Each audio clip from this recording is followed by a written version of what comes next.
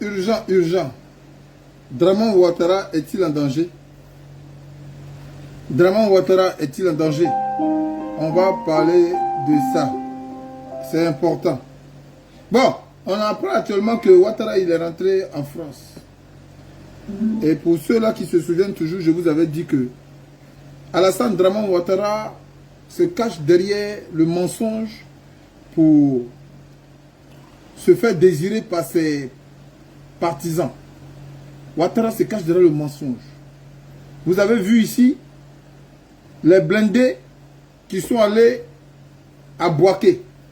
Alassane Draman Ouattara fait comprendre aux gens que ces blindés-là sont au service de la nation. Et moi, je vous disais ici que c'était un mensonge qui ne disait pas son nom. Ces blindés ont été convergés vers Bouaké parce que la France et les États-Unis ont un plan. Un plan d'amener les pays de l'AES à se soumettre à leur programme. Leur programme de dominer l'Afrique tout en se basant en Côte d'Ivoire. Donc, ces blindés-là, il fallait trouver une occasion pour qu'ils soient déplacés sans pourtant tirer l'attention de l'AES. Alors, ils ont choisi le moment de l'indépendance. Après leur truc d'indépendance, là, il y a eu une démonstration populaire du PPACI. Et comme je vous ai dit tout à l'heure, la dernière fois, Ouattara ou Gbagbo devraient être assassinés. Il y a un qui doit être assassiné. Si Gbagbo doit être assassiné, c'est que Ouattara a réussi à convaincre ces gens-là que Gbagbo Laurent est l'obstacle qui l'empêche à gérer la situation dans la sous-région.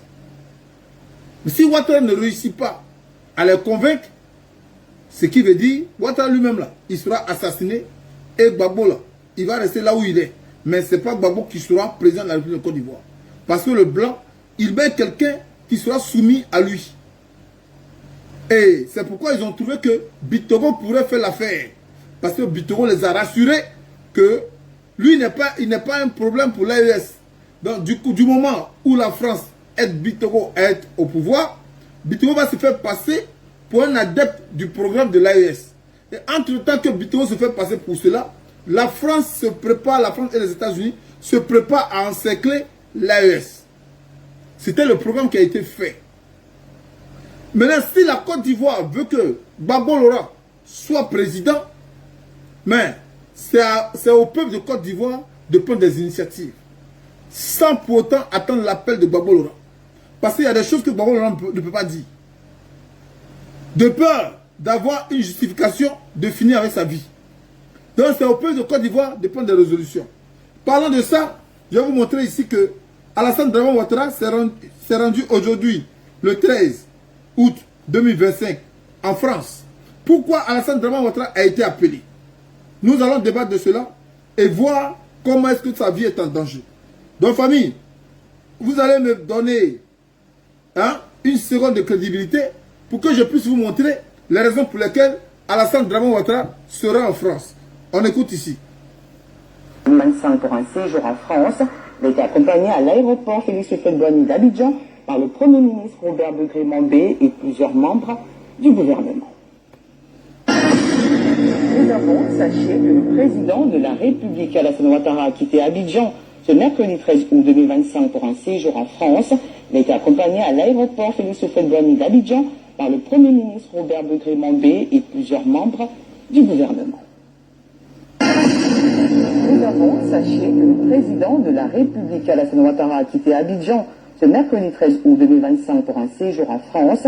Il a été accompagné à l'aéroport Félix Houphouët-Boigny d'Abidjan par le Premier ministre Robert Begré-Mambé et plusieurs membres du gouvernement.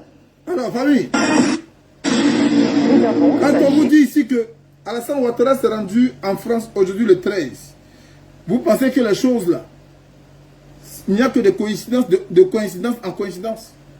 Si vous ne partagez pas cette vidéo-là, je suis obligé d'aller sur YouTube.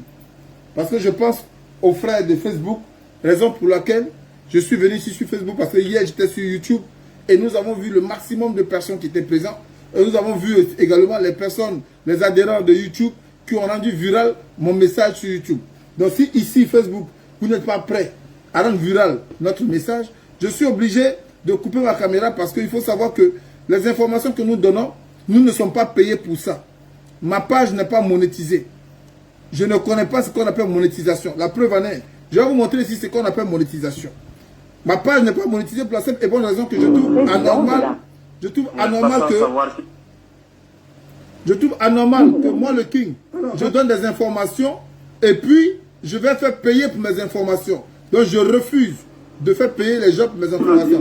Je vais vous montrer ici. Vous voyez là? Vous voyez là? Ici, on appelle booster. Ça, quand tu as monétisé ta page là, on te demande de booster. Et quand tu boostes, tu vas payer. Tu vas payer pour qu'on puisse déjà t'accorder beaucoup de vues. C'est-à-dire que les millions de vues. Et nous, on n'est pas ici pour avoir des vues. On est ici pour faire passer des messages. Vous voyez là? Je vais vous montrer ici. Vous voyez? Si je le monétise, je clique ici. Je vais booster. Et quand je booste, toi qui viens regarder là, quand tu reçois le message, tu viens regarder la connexion que tu payes. Non seulement tu payes ta connexion, mais tu payes également des gigas pour juste me regarder. C'est ce qu'on appelle monétiser. Et moi, je ne monétise pas. Alors, si ces informations que je vous donne gratuitement, ça vous dérange, je peux couper ici et puis j'irai sur YouTube. En attendant, je vais apporter juste l'information. Et s'il n'y a pas de suivi, je vous dis à très bientôt. Alors, Alassane Draman Ouattara se rend aujourd'hui en France. Il n'y a pas de coïncidence. L'indépendance, ça s'est fait quand? La sortie de Gbagbo s'est fait quand? Pour qu'aujourd'hui Ouattara parte en France, il sera rappelé tout simplement. Pour qu'on entende encore de sa bouche, mais tu as dit que ce monsieur-là, il sera affaibli avant ce que tu appelles élection. Ça se trouve qu'il devient de plus en plus populaire. Quelle solution tu nous proposes? Parce qu'il y a Big Togo qui s'est porté garant de pouvoir mener à bien le programme de ces gens-là. Maintenant, toi, tu nous proposes quoi? Alors, Ouattara, il a intérêt de sortir sa dernière carte. Dans le cas contraire, vous allez apprendre que Ouattara, il est malade, est gravement malade. Je vais vous donner ici le cas de Joe Biden. Joe Biden avait promis à son cercle qu'il allait mettre fin au règne de la Russie, à l'influence de la Russie dans l'est de l'Europe. Donc Joe Biden avait donné un programme pour tout simplement encourager l'Ukraine à tenir tête à Vladimir Poutine. Mais le programme que Joe Biden a fait, il n'a fait qu'endetter les États-Unis. Parce que c'est Joe Biden qui a permis que l'Ukraine se dote des armes de dernière génération. Et ça se trouve que ces armes-là n'ont pas apporté grand chose au front. Alors Joe Biden, qu'est-ce qui va se passer? Ils vont dire aux gens que Joe Biden est malade, il ne pourra pas être candidat face à Donald Trump. Mais quand on nous montre aujourd'hui l'avenir de Joe Biden, dans mes recherches, j'apprends que Joe Biden n'est qu'un robot. C'est vrai ou c'est faux, je ne saurais vous le dire. Mais j'apprends que Joe Biden n'est qu'un robot. La personne de Joe Biden est morte depuis 1994. Donc ils ont essayé de voir si un robot pourrait réfléchir mieux que l'être humain. C'est pourquoi ils vous parlent de l'intelligence artificielle. Artificielle, c'est tout ce qui est créé, pas ce qui est naturel. Donc, ils ont créé un robot en mettant à ce robot-là une intelligence artificielle pour voir si cette intelligence artificielle pourrait trouver une réponse au problème qui se vit depuis toujours. Parce que la Russie est un problème pour l'Amérique. La Chine est un problème pour l'Amérique. Mais est-ce que si on met un robot, le robot-là pourrait trouver la solution? Mais si c'est un robot, je ne saurais vous le confirmer. Mais dans mes enquêtes, j'ai appris que Joe Biden, il est mort depuis 1994. Donc, ils ont incarné Joe Biden en un robot. Famille, j'ai envie de vous montrer ici une démonstration qui me porte à croire que cette information, elle est juste. J'ai envie de vous montrer ici. Donc, on va ici essayer de voir si effectivement Joe Biden est un robot. Je vais vous montrer ici. Est-ce que Joe Biden est un robot? On va vérifier ensemble. Parce que, lorsque j'ai fait mes enquêtes, je vous montre ici, on regarde ici Joe Biden. We have to make fundamental changes in civil rights, and those civil rights, by the way, include not just only African Americans, but the LGBT community. He wants to get away with get rid of the ability of Medicare to for the ability to for the. We have to make fundamental changes in civil rights, and those civil rights, by the way, include not just only African Americans, but the LGBT community. He wants to get away with get rid of the ability of Medicare to for the ability to for the. Alors, famille, si ces gens-là peuvent prendre un robot pour diriger une grande nation comme les États-Unis, on imagine Alassane Draman Ouattara, qui n'est pas même, c'est-à-dire à la pointe d'un être humain devant eux. Comment il sera manipulé? Donc forcément, Alassane Draman Ouattara serait un être humain, mais un robot. Ça ne veut pas dire qu'il est comme Joe Biden. Ça veut dire qu'il a toutes ses facultés humaines, mais il est téléguidé. On lui dit fais ça et il fait. Maintenant, on veut savoir qu'est-ce qu'il pense de ça pour voir si dans son intérieur, il a une intelligence qu'il pourrait ajouter à ce qu'on lui dit de faire. C'est comme un footballeur. Messi là, il sait jouer. Mais il a un entraîneur qui lui dit voilà mon système et voilà ce que tu dois faire. Mais à partir de ce que Messi doit faire pour faire gagner le club, Messi ajoute à cela sa connaissance. Donc c'est pourquoi on appelle Alassane Draman Ouattara pour qu'il vienne participer à ce qu'il pourrait ajouter sur ce que les gens lui demandent de faire. Alors si Alassane Ouattara ne réussit pas à convaincre ces gens, famille, c'est fini pour Alassane Ouattara. Bitoro sera là. Ils vont le tuer. Ah oui, ils vont le tuer. Maintenant, pourquoi je vais confirmer ces allégations? Pourquoi Alassane Ouattara est obligé de mentir que les blindés là, qui sont allés à Bouaké, lui Alassane Draman Ouattara, ce sont des blindés ivoiriens? Pourquoi il ne dit pas que ce sont des blindés qui ont été déplacés par ces personnes-là parce qu'il y a un plan? Pourquoi il ne dit pas que ce sont les blindés appartenant à la France et aux États-Unis? Pourquoi il ne dit pas ça? Pourquoi il fait croire que ce sont des blindés au service de la nation ivoire? Pourquoi à partir de ces blindés-là, ces moutons, ces suiveurs font des éloges? Parce que tout simplement, il veut rassurer les gens qu'il est capable. Il est capable de gérer la situation, la situation militaire en Côte d'Ivoire. Donc, c'est une influence qu'il veut apporter à qui? À ces gens-là qui s'opposent. À ces gens-là qui s'opposent et à ces gens-là qui ont décidé de se détacher du cordon ombilical. Comme le Mali, le Niger et le Burkina. Famille, je vais vous montrer ici quelque chose. Je vais vous montrer ici quelque chose. Vous voyez ces blindés-là? Vous voyez ces blindés-là? Regardez ce que j'ai entouré. Vous voyez ce qu'on a entouré là?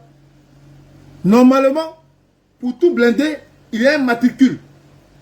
Le matricule là, ça désigne d'où il vient. Il appartient à quel régiment. Et le régiment doit se trouver dans un secteur précis. Ça peut être un régiment de l'Ouest, soit de Daloa. Ça peut être un régiment de Bouaké. Ça peut être un régiment à Yamoussoukro, etc., etc. Donc, ce matricule-là, dessus, est marqué des chiffres et son approvenance. Mais pourquoi ils ont fermé ça? Regardez, pourquoi ils ont fermé ça? Vous ne verrez pas, en aucun cas, dans n'importe quel pays, où on ferme, où on cache le matricule d'un blindé. Ça n'existe pas. Mais pourquoi ils ont caché? Demandez à Ouattara pourquoi ils ont caché. Si c'est pour lui, là, mais pourquoi ils cachent? Qu'ils nous permettent de savoir d'où ces blindés-là proviennent. Mais il ne peut pas, parce que ce ne sont pas des blindés ivoiriens. Mais pourquoi il est obligé de mentir aux gens? Parce qu'il connaît le problème qui se cache derrière ça. Il connaît le problème qui se cache derrière ça. Donc, il amène ces gens-là à croire en lui. Que lui, Alassane Ouattara, il maîtrise la situation. Mais en réalité, il lutte pour sa survie. Parce qu'ils vont finir à lui. Voilà, ils vont finir à Ouattara. Et comme je l'avais dit depuis le début, c'est une histoire entre Gbagbo et Ouattara. Soit on tue Gbagbo, soit on tue Ouattara. Et c'est pourquoi quand j'ai fait des vidéos pour encourager Gbagbo à rester mobilisé, et qu'il a mis en exécution, trop c'est trop, sincèrement, ce monsieur-là, il mérite mes respects. Et à partir de là, Gbagbo est en train de sauver sa vie. Gbagbo sauve sa vie. Parce qu'il n'est pas resté calme. Comme Bédié ne m'a pas écouté là. J'ai dit à Bédié, dans le cas, ils vont finir à toi. Gbagbo, il a décidé de m'écouter. Gbagbo dit, bon fils, moi je vais t'écouter. Si Bédié qui est vieux là, il ne t'a pas écouté, moi qui suis son petit frère, je vais t'écouter. Gbagbo a mis trop, c'est trop. Aujourd'hui, vous allez remarquer que Gbagbo là, les partisans de Gbagbo sont sur le terrain en train de faire du bruit. Et c'est pourquoi ils ont appelé Ouattara en France. Pour que Ouattara explique quelle proposition il met en place pour que Gbagbo ne soit pas une menace. Dans le cas contraire, ils vont utiliser la proposition de comment il s'appelle il s'appelle comment encore là? Bitoro. Ils vont utiliser la proposition de Bitoro. Et si on utilise la proposition de Bitoro, Ouattara, tu seras malade. Tu seras malade. Tu vas renoncer à ce que tu appelles candidature. Tu vas renoncer à ça. Tu vas prendre Téné Ibrahima, sachant que Téné Ibrahima n'est pas le choisi de la France. Et si tu t'entêtes, ils vont te dégainer. Oui, tu t'entêtes là. Tu quittes en France, tu visites t'entêtes. Ils vont finir toi. Ah oui, souviens-toi de tous ces dictateurs qu'ils ont fini après. Ils se sont entêtés, ils ont cru qu'ils avaient le pouvoir. Ils pouvaient compter sur leur pouvoir. Mais les blancs, quand ils te mettent là, c'est pour leur rendre service. Hein. C'est pas pour ton pouvoir. Quand tu ne peux plus leur rendre service là, ils finissent avec toi. Et ça, tu le sais. C'est pourquoi j'ai beaucoup de vidéos ici que je dois vous montrer. Pour vous dire que nous sommes à une époque où il y a deux décisionnaires sur la terre. Il y a ceux-là qui ont le pouvoir d'achat, qui ont l'argent, les puissances du monde. Il y a eux et il y a ceux-là qui n'ont pas l'argent, mais qui sont majoritaires. C'est-à-dire, c'est à partir d'eux, ceux qui n'ont pas l'argent, que les gens fassent de ceux qui ont l'argent des gens riches. Parce qu'ils vont puiser, ils vont escroquer, ils vont prendre chez ceux qui n'ont pas l'argent pour donner à ceux qui ont l'argent, à ceux qui doivent avoir l'argent. Mais ceux qui doivent avoir l'argent là sont des choisis de Lucifer. Ce sont des choisis. Je vais vous montrer ici. On regarde ça. Ça a dit, que veux-tu, c'est eux qui nous gouvernent. C'est une réunion qui a eu lieu le... dit, que veux-tu, c'est eux qui nous gouvernent. C'est une réunion qui a eu lieu le 17 mars 2007, à laquelle j'ai été mêlé par le plus grand des hasards. Et là, il y avait des nœuds papes partout. L'hyperclasse, en fait. Ah bah, c'était top, la super classe invisible. Et je reconnais Kissinger. Il y avait Brzezinski, il y avait... Il y a eu une réunion, c'était la super classe invisible. Entre eux là, il y a eu une réunion. C'était une réunion de grandes personnalités, des puissances. Mais il y avait quelque chose derrière ces puissances-là qui était invisible. La super classe invisible. C'est ce qu'il dit, hein. Des gens qu'on ne voit pas. Mais qui sont ces gens-là? On va regarder ici ensemble. Anne Verjon, je suis resté jusqu'au bout. En fait, ce que j'ai compris, c'est que c'était la trilatérale branche Europe. Ils étaient 400. Ils disaient qu'il faut détruire les nations. Et c'est eux qui ont inventé le mot gouvernance mondiale. Ils parlaient du réchauffement climatique. Ils disaient que dans les écoles, au lieu de dire aux enfants « sauvez votre pays », non, sauvez la planète. C'est là ce que m'a dit un jour François Fillon. Je lui ai dit « mais pourquoi ?» Ici, dans mes résolutions, je vous ai parlé des écoles. Enlevez vos enfants à l'école. Ici, dans toutes leurs interventions, ils parlent d'école. Mais pourquoi ils parlent d'école? Parce que ceux-là, qui sont les héritiers de leur système, sont les enfants, des innocents, à qui on va inculter d'autres doctrines. Les anciennes doctrines qui étaient des pratiques normales, naturelles, on va les enlever et on va inculter d'autres doctrines à ces enfants-là. Des doctrines démoniaques, sataniques. C'est pourquoi il nous parle ici toujours de l'école. On va continuer ici. Quand tu vas au groupe Bilderberg, Il vous a répondu quoi? et il m'a répondu, incroyable la réponse, il m'a dit « que veux-tu, c'est eux qui nous gouvernent ». Il m'a dit « que veux-tu, c'est eux qui nous gouvernent ». C'est une réunion qui a eu lieu le 17 mars 2007. Alors, un responsable de leur siècle, lui-même, là, il n'a rien à dire. Il dit, mais pourquoi tu n'as rien à dire? Il dit, que veux-tu? C'est eux qui nous gouvernent. Mais qui sont ceux-là qui gouvernent? Ce sont les gens qu'on ne voit pas. Ce sont des gens dans le spirituel qu'on ne voit pas. Ils placent celui qu'ils veulent placer selon les chiffres. Je vous dis les chiffres. Parce que vous allez voir ici, je vous ai parlé ici, pour avoir du discernement, il faut regarder les chiffres. Selon les chiffres. Donc, si cette personne-là correspond à ce chiffre-là, ça compte par ta date de naissance, par ta date de nomination et par ta date de mission. Il y a 3 dates. Date de naissance, date de de nomination et date de mission. Les 3 dates-là, ce sont à partir de ces 3 dates-là que eux voient si tu es dans le chiffre. Si tu es dans le chiffre, à ce moment-là, ils vont t'utiliser pour atteindre leur objectif. Maintenant, quand tu es dans le chiffre, il faudrait apporter les siens, c'est-à-dire quelque chose en toi, sur ce que eux te demandent de faire là. Tu as quelque chose en toi que tu dois ajouter. Si quelque chose en toi que tu dois ajouter là, tu n'ajoutes pas, ils vont prendre quelqu'un d'autre qui est dans ce chiffre-là pour te remplacer. Mais quand on te remplace là, sachant que tu as été informé de ce que tu devrais faire, donc tu as reçu une information secrète, alors qu'est-ce qu'ils vont faire? Ils vont te détruire, te tuer. C'est pourquoi aujourd'hui vous allez remarquer que Nicolas Sarkozy est poursuivi par la justice française. En faisant quoi? En disant quoi? Que Nicolas Sarkozy a reçu de l'argent de la part de Kadhafi. Frère, est-ce que pour ça, seulement on peut condamner Nicolas Sarkozy? C'est parce que Nicolas Sarkozy n'a pas réussi sa mission. Et comme il n'a pas réussi sa mission, on doit le détruire. Mais comment le détruire? Ils vont passer par une justification juridique pour justifier le fait que Nicolas Sarkozy, on ne l'entend plus. Et un jour, vous allez apprendre que Nicolas Sarkozy est mort. Je vais vous laisser ici regarder cette vidéo également. Je vous en prie. J'espère que vous me comprenez. Que tout ce qu'on apprend à vos enfants, tout ce que vous lisez, tout ce que vous écoutez et tout ce que vous voyez à la télé est faux à 99%. J'espère que vous me comprenez. Tout ce que vous entendez à la télévision est faux 99%. Dans l'une de mes vidéos, je vous disais ici, les médias là, sont leurs armes. C'est eux qui créent les médias. Et puisque le diable est le roi du mensonge, est-ce que vous croyez qu'ils vont créer leurs médias et dire à ces médias-là de dire la vérité? Donc tout ce que vous voyez, tout ce que vous entendez, tout est faux à 99%. Il dit bien 99%.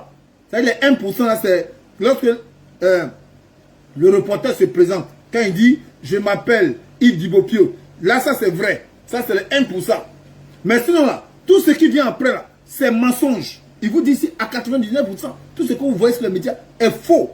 Donc c'est quand vous présentez Ouattara, que Ouattara est un économiste, Ouattara a fait ci, Ouattara a fait ça, c'est un mensonge. Pourquoi? Pour détourner votre attention. Et c'est tout ça que j'ai toujours dit. Et j'ai toujours répété ça. Famille, j'ai envie ici de continuer cette vidéo-là. Mais je vais continuer avec cette intervention. Et par la suite, je vais vous dire de passer une excellente journée. Parce que comme je le dis, on ne prend pas des risques pour des murs. On prend des risques pour sauver des âmes.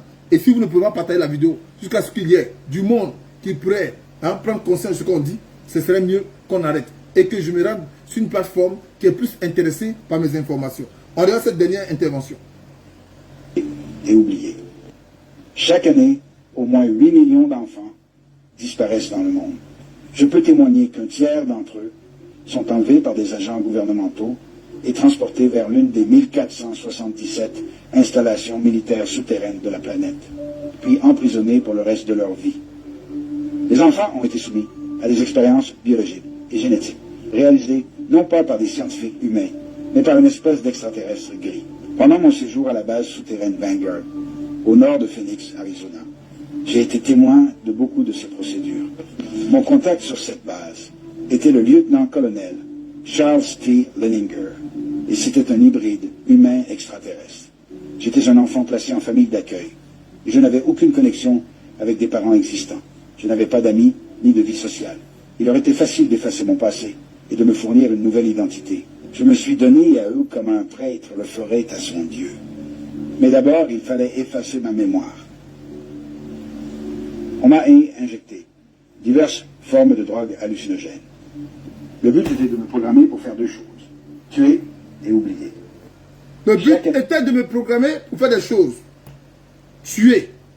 Alors, pour vous dire quoi? Quand Alassane Draman Ouattara dit qu'il s'en va se soigner en Europe, vous comprenez ici que on l'injecte quelque chose. Mais qu'est-ce qu'on l'injecte?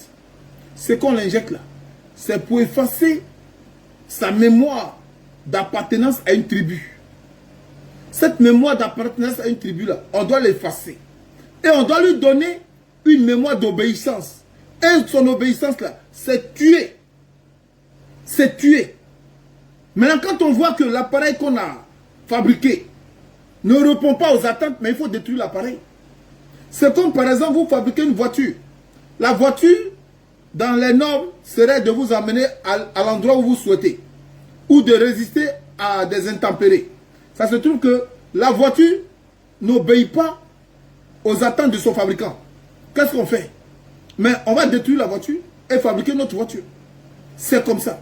Et comme ici, on n'est pas nombreux à faire connaître cette vérité, le King de Diez Vérité garde toujours ses vérités et le diffuse à qui veut l'entendre. Sur ce, je vous souhaite de passer une excellente journée à très bientôt. Ciao, ciao.